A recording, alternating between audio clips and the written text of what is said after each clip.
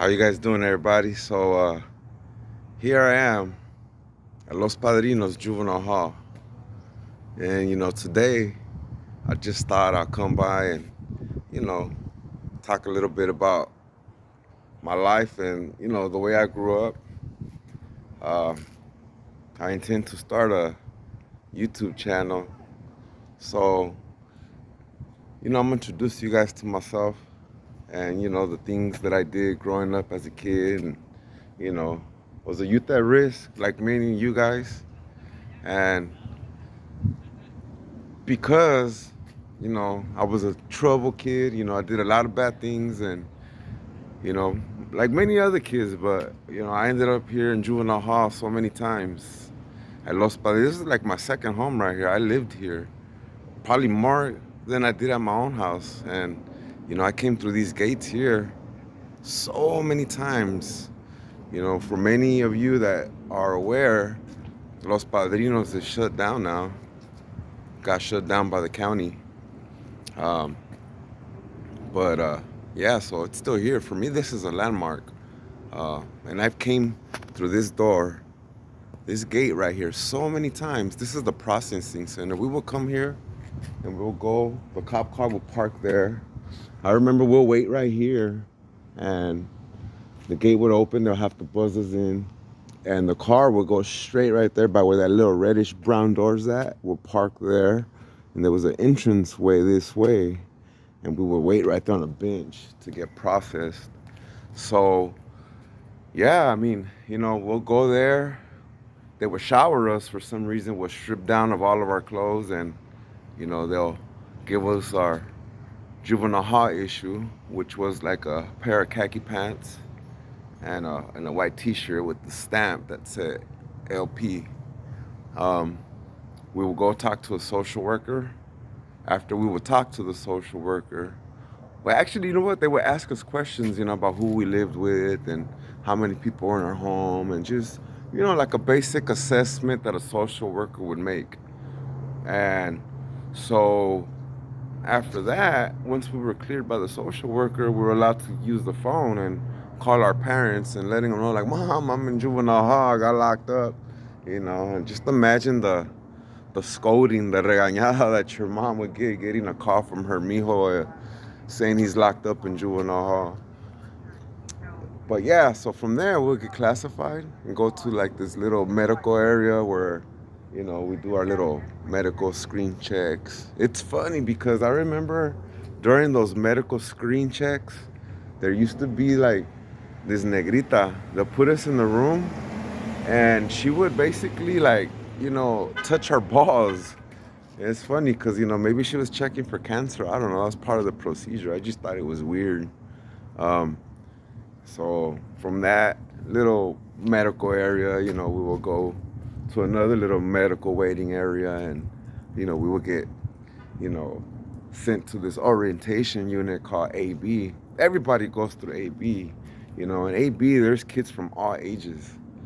So, 12, 13, 14, all the way to 17. I think even 18. But you're only there for a night, because from there they determine where they're going to house you based on your age. And so, they had units for 12 and 13-year-olds, units for 14-year-olds, and units for 15-year-olds, and just so on and so on. So, I started off in Unit W. When I first came in, I was 12 years old. I went to the little kids unit, and many of you might remember Unit W. It was an open dorm, so that was kind of cool. Um, Being in an open dorm was kind of cool because you had a little bit more freedom versus being stuck in a room or in a cell. Uh, but it's kind of sad when you look back because, man, it was a bunch of little kids, and at 12 years old, you're supposed to be at home playing with your siblings. Like, I mean, nowadays I look at a 12-year-old and I think like, man, that's a baby. Like, he's innocent. But when I look at myself at 12 years old, like, man, I was already like 18, 19, 20 years old in my mind, like, and the shit that I was doing. uh, I think I was too sophisticated for my age back then. Uh, but yeah, like Unit W, that's where I started, 12 years old, you know. I remember one of the most awkward things that I remember about that time and that moment was the showers. You know, I'm 12 years old. You gotta go to the shower and, you're naked with a bunch of other kids and stuff. Like, how awkward is that? You know, I never been butt naked, you know what I mean? Around a bunch of other kids. Like, I was a little shy and, like, just felt super awkward. Um, but Unit W, this is where I started here, man. This was my home right here, And, it's sad, not just me, but how many other kids, coming from broken homes, dysfunctional families, like, came through here, through this gate. Man, if this gate could talk, like, you know, it could analyze every story of every person that came through that gate. Like, it's sad, when you think about it. For me, this is a little piece of my life. This is history, you know, and I'm here and I'm sharing it with you guys. Um, you guys will get to know me a little bit. I'll start sharing little bits and pieces about myself. But yeah, this is where it all began. Los Padrinos Juvenile Hall. And I'm gonna take you guys on a little tour of LP. Many of you guys have been here. Like me. You guys started here as well, and I'm sure you guys could relate. I grew up in here. This was my home. I have a lot of memories. I have more memories in here probably than I did out there on the streets. Or out here in the streets.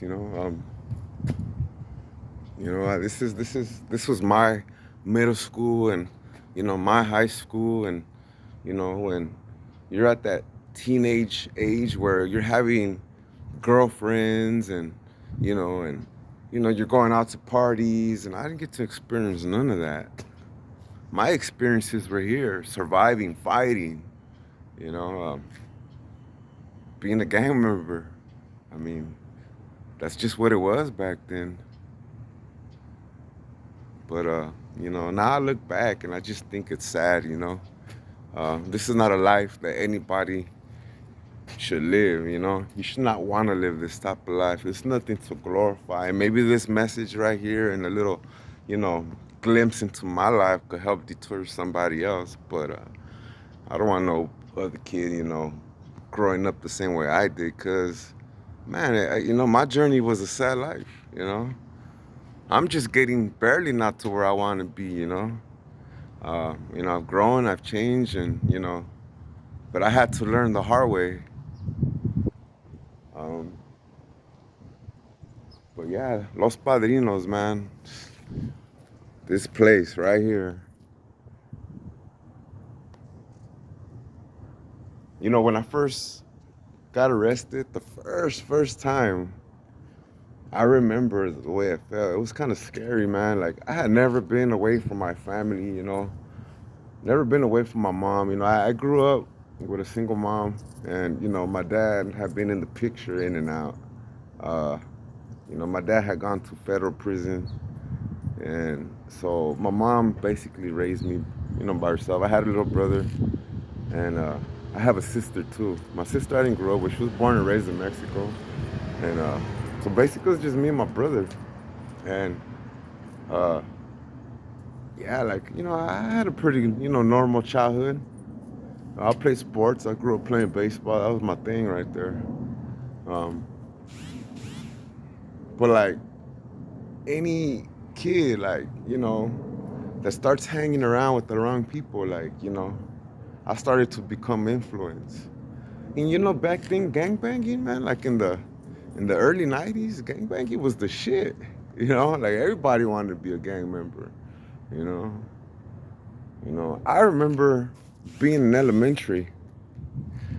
I remember seeing gang writing all around, and I would mimic that gang writing in my bathroom walls in my elementary. I'm in the second grade, I remember I would get a crayon and a marker, and I would hit up in the bathroom, try to do those cholo block letters.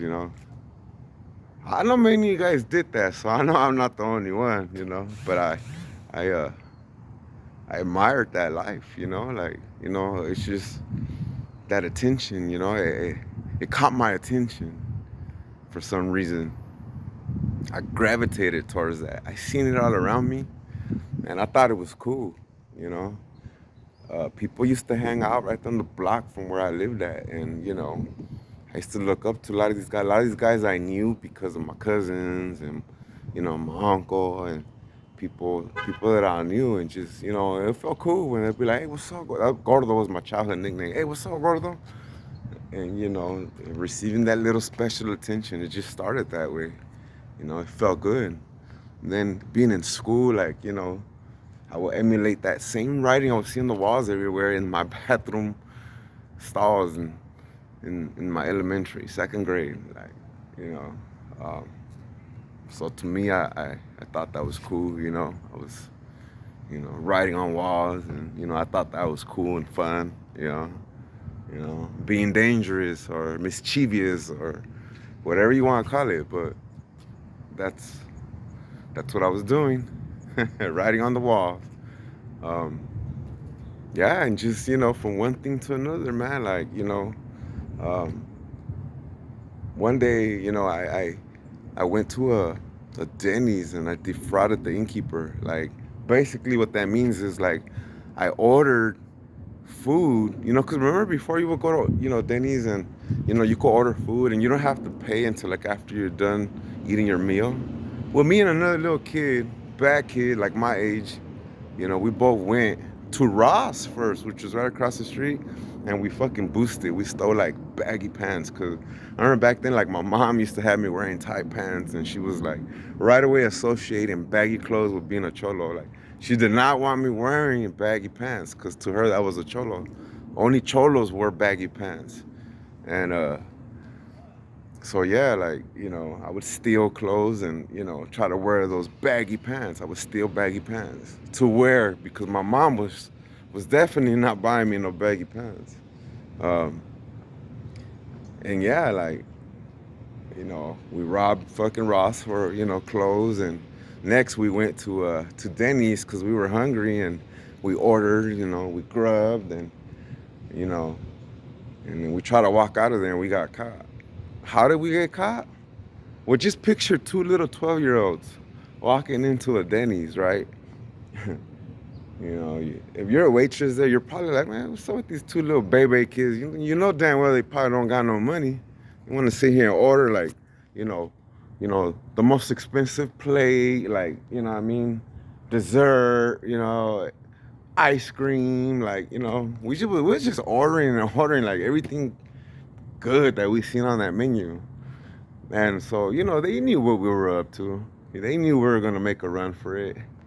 And when we were done eating, well, guess who was waiting at the door with the exits covered? All the exits were covered, you know what I mean? And yeah, we got caught, try to walk out of there, and they were waiting for us at the door. Let's talk about smart criminals, right? uh, and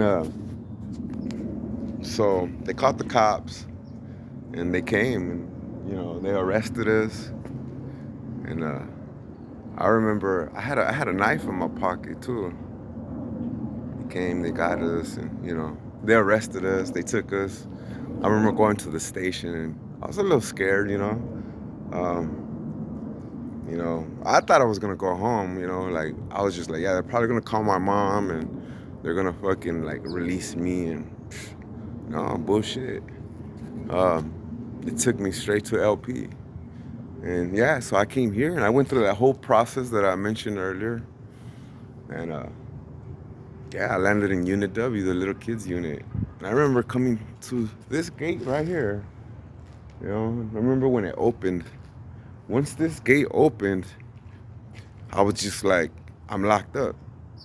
My freedom's taken from me. Damn, I can't get out of here, Because back then, if it's your first time being locked up, an hour seems like an eternity. You know what I mean?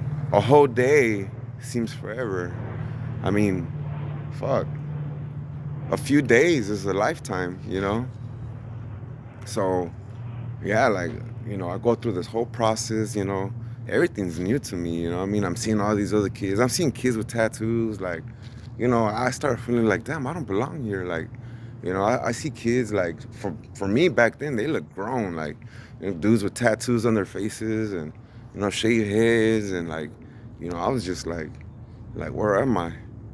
You know, I'm not that much of a bad kid, but, if you commit a crime, everyone's treated equal. So, yeah, I came here and, I was intimidated by my surroundings. Because you heard all the stories about juvenile hall,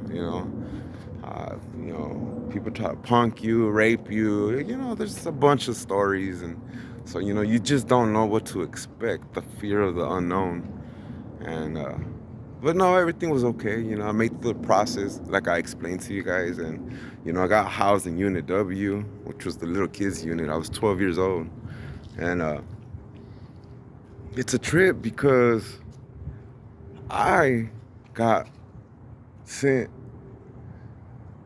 to juvenile hall. No, I mean, excuse me. I got sent to a group home to placement. I got sentenced to a placement on my first court date. Could you believe that?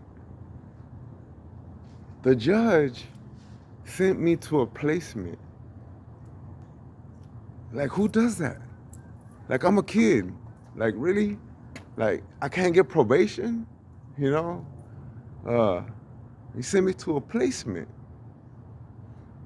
So I come back and I have to wait for this social worker to come interview me. And then they came and they interviewed me. And I guess I got accepted. So at this point, um, I've been here for a few days, and I don't know where I'm going to go. All I know is that I got sent to a placement.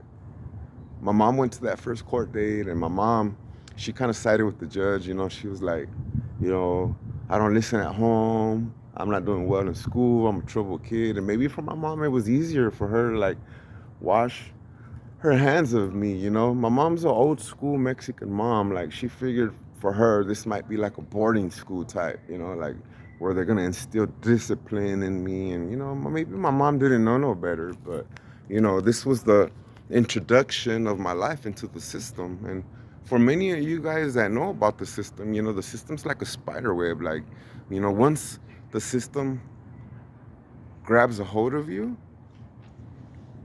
it never lets you go. Or it's hard for it to let you go. You get trapped in that web, And so basically, that's what happened. I got sent to a group home, a placement, and yeah, I waited for the social worker to come interview me to accept me to their placement. Back in the 90s, say like mid 90s, it was very popular.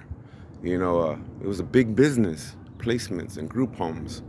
Um, LA County had contracts with all these private, placements, and these facilities and stuff, and honestly, that's all it was. It was a business, Maybe judges were getting kickbacks, who knows?